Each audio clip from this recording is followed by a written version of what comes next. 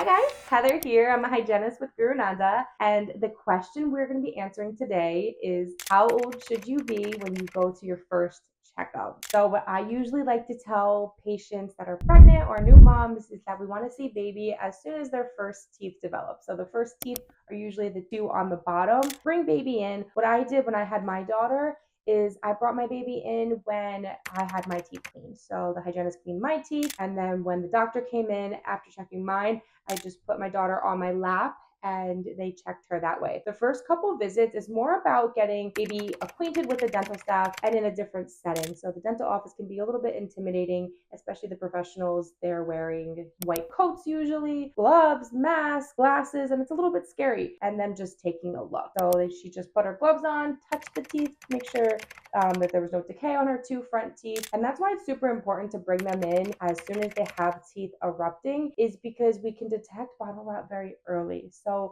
when the teeth are first developing, we want to make sure that they're nice and healthy so then the grown-up teeth can take their spot. If we get a lot of decay early, it affects the whole dentition. So we want to make sure that we bring baby in when the teeth are first developing or by their first birthday. That way they get comfortable with the office, and then at later appointments they'll start to polish or maybe do a fluoride treatment if needed. But the first couple of visits are just you getting to know the office and them getting to know you. So that would be my answer, is bring baby in as soon as the teeth come up out of the gums and then continue on every 6 months. Okay, that's it for today. If you guys have any questions, leave them down below and I'll catch you in the next video.